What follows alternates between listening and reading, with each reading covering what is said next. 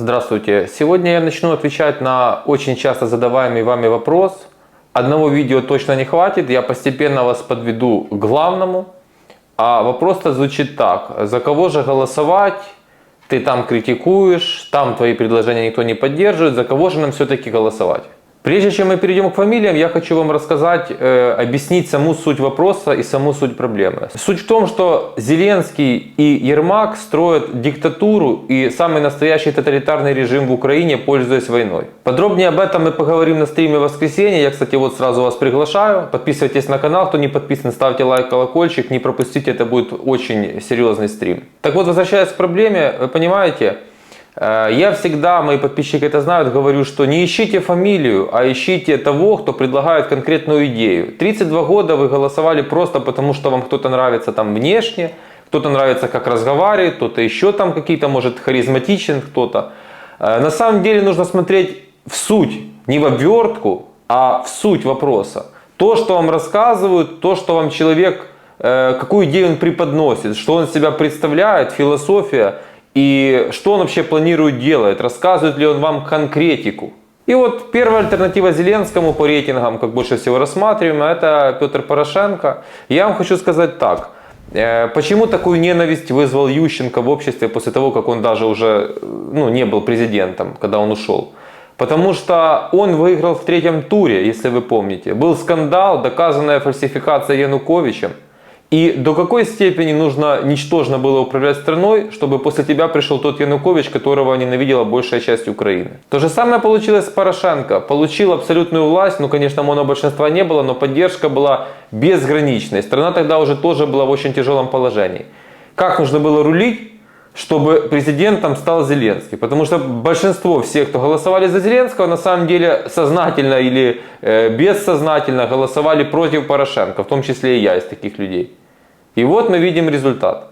Но прежде чем мы обсудим там и Порошенко, и другие фамилии, самое главное вам понимать: в Украине нельзя давать ни одному человеку, ни мэру, ни президенту рулить 2 срока подряд. Потому что вы стали замечать, я думаю, тут не так много было в Украине президентом, вы прекрасно видите, как, подходя к окончанию первой каденции, человек потихонечку начинает сходить с ума, и вы уже примерно понимаете, что будет, если дать ему власть на 2-й срок. А я напоминаю, что сейчас в Украине военное положение, и, кстати, вообще, почему мы говорим вдруг об этом, на самом деле не вдруг, потому что, кто смотрит мой канал, тот знает, я рассказывал, что полным ходом власть готовится к выборам, идет мощнейшая подготовка, и военное положение для них не будет помехой. А самая главная задача — это не допустить победу Зеленского во 2-й раз. Никаким образом. Поэтому вот я знаю, в стране много порохоботов. Кто-то считает, что Порошенко может прийти и что-то кардинально изменить.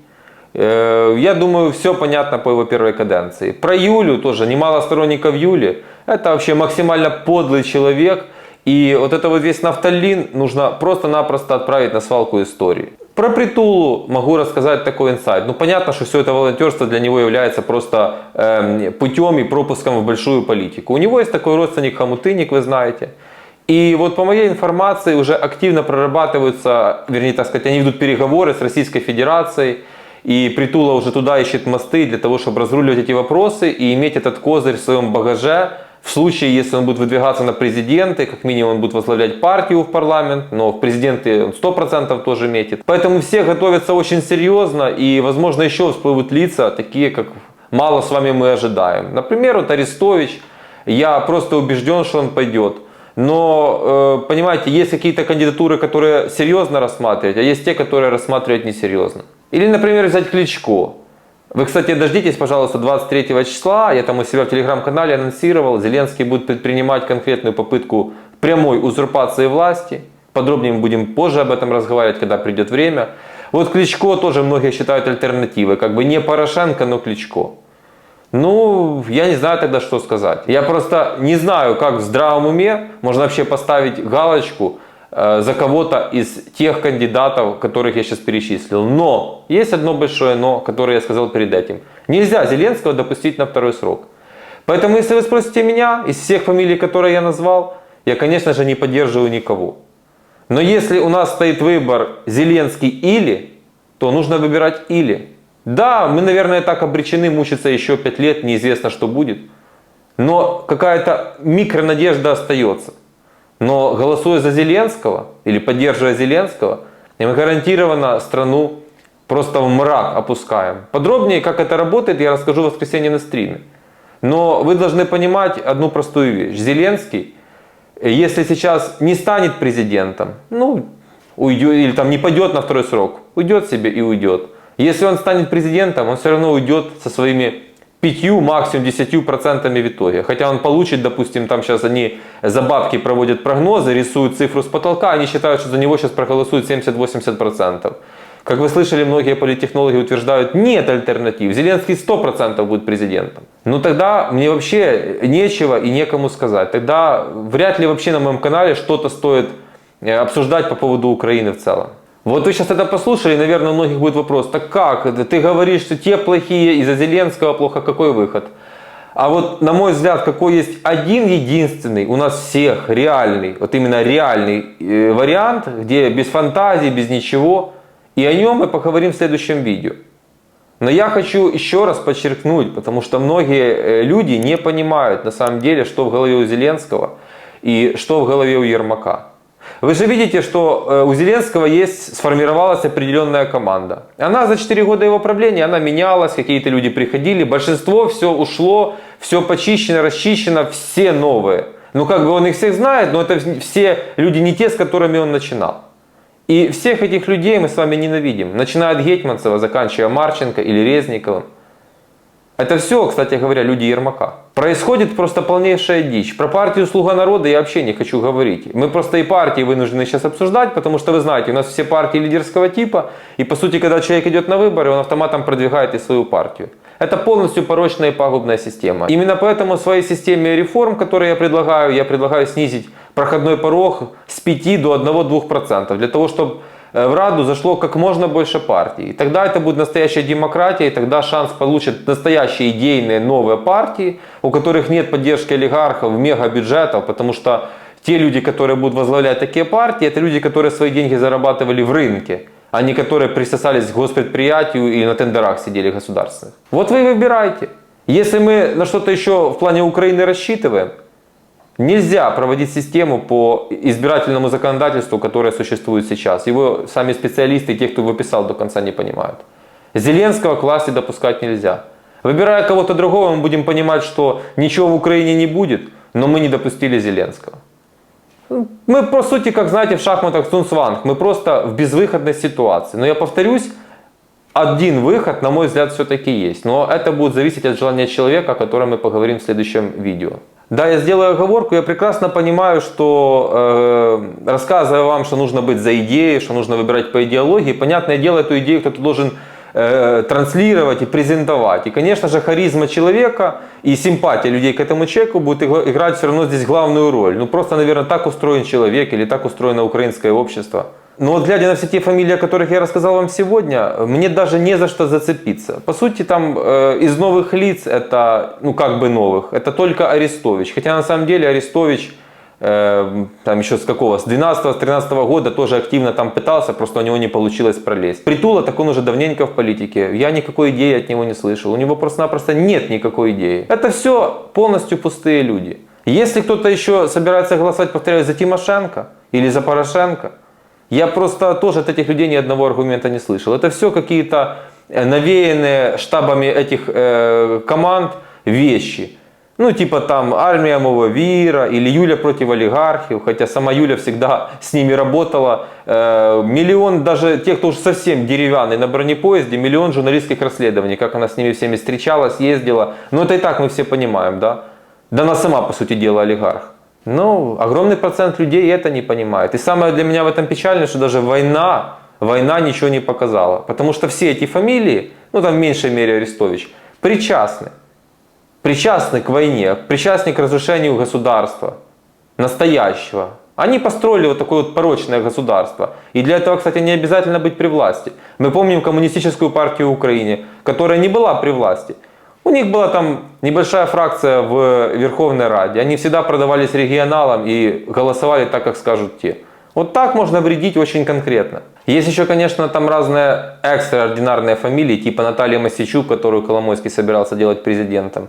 она там тоже активно ведет YouTube канал, она тоже медийное лицо. Я еще раз говорю, да, будут и такие кандидаты, совсем экстраординарные. И, например, если взять Мосейчук, я как-то об этом рассказывал, в принципе, если посадить в 1+1 и на большой YouTube канал человека на полгода, то можно прокачать 5-10% просто за счет чисто медийности у человека. И не важно, что он там будет рассказывать, хоть коммунистические, социалистические идеи. Также не забывайте, что кто-то должен аккумулировать латентную вату, которая еще в Украине осталась, или тех, кто, скажем так, тех, у кого не все так однозначно, знаете, да, такая прослойка людей, хоть шифруется, но она все равно в Украине осталась, я думаю, 5%. Это все кто-то должен тоже будет на себя перетянуть. Поэтому главное, чтобы вы себя не чувствовали обреченными и понимали, что влиять на ситуацию нужно. Да, посредством технологий. Я точно могу сказать, против чего. Я против государственного переворота, против революции, против военного переворота. Я за то, чтобы Зеленского поменять, но полностью легитимным путем посредством выборов. И самая главная идея, посыл этого ролика, этот человек точно, мы уже в этом убедились, работает только на разрушение Украины. Да, наверное, несознательно.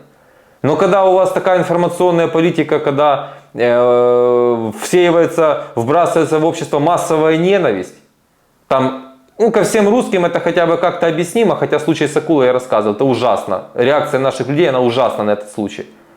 Но друг к другу, то есть языковой вопрос сбрасывается в обществе. С офиса президента подпитываются определенные контрпропагандистские YouTube-каналы, все вы знаете.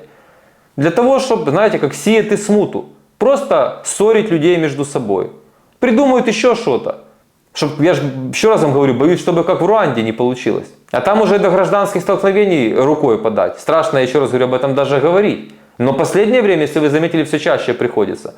Случай с Тарасом Черновилом, это все звенья одной цепи. Это все те капли, которые капают не в тот стакан, который нужно. И если такого будет много, а мы видим, что каждый день сейчас что-то такое случается, ну, значит, будут нехорошие вещи. Я вам больше скажу, это значит, это кому-то нужно. А кто еще, если не президент, должен как бы задавать тонус и идею привносить стратегически, куда мы идем, и касательно информационной политики. Ну, плохая идея президенту рассказывать тем, кто за это отвечает, например, там Подоляк за это отвечает, хотя я уверен, что это все Ермака проделки. Говорит, что давай вбрасывай там, что все русскоязычные украинцы, они какие-то не такие, пусть люди ссорятся. А они именно так делают. Потом давай будем на ненависти украинцев поколения воспитывать. Вы на ненависти ничего хорошего не воспитаете. Мировая история показывает по тому же Гитлеру, по кому угодно. Все, что на ненависти воспитывается и взращивается, все это плохо заканчивает. Это просто, я не считаю, что национальная идея украинцев. Мы как раз этим от русских и должны отличаться. У них там с утра до ночи прокачивают по телевидению ненависть к украинцам, к нам. Но если офис президента считает, что контрпропаганда заключается в том, чтобы взращивать ненависть просто ко всем русским, просто потому что они русские, то это нас приведет ровно в никуда. Экономикой президент не занимается.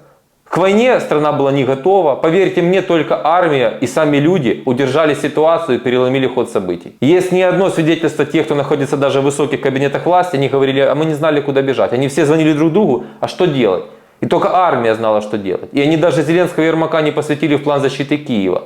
В американской прессе это было написано. Вот что на самом деле происходило. Поэтому, куда ни плюнь, мы ни в каком направлении не достигли никакого успеха. С ЕС, с НАТО никаких продвижений не было. Говорилось об окончании войны, а то тогда переросло в полномасштабную, страшнейшую войну, потеряли опять кучу территорий. Экономика шла вниз и до войны. Мы как были на дотациях, сейчас страна содержится, все, что у нас есть, чисто благодаря Америке. И бюджет существует, и люди, и государство, и независимость есть благодаря Америке и оружию. Так где в этой схеме вообще Зеленский? А если он занимается внешними делами, тогда я же говорю, он министр иностранных дел там, с экстрафункциями. Как это президент, который даже в такое время, у него нет одного дня в неделю заниматься внутренними вопросами? Так как вы за него можете тогда голосовать? Напишите в комментариях, может быть, где он успеха добился. И, кстати, пишите ваше мнение в комментариях по поводу всех кандидатов, которых я сегодня упоминал. Там серьезно, несерьезно, как для вас это вообще все? В принципе, все, что я хотел сегодня сказать, а в следующем видео поговорим о кандидате, которого, скажем так, я вам предлагаю рассмотреть. Но дальше все будет зависеть только от него. И повторяю, на мой взгляд, это единственная альтернатива чтобы мы на что-то могли действительно надеяться. Не просто выжить, а о каком-то светлом будущем Украины говорить. Пока.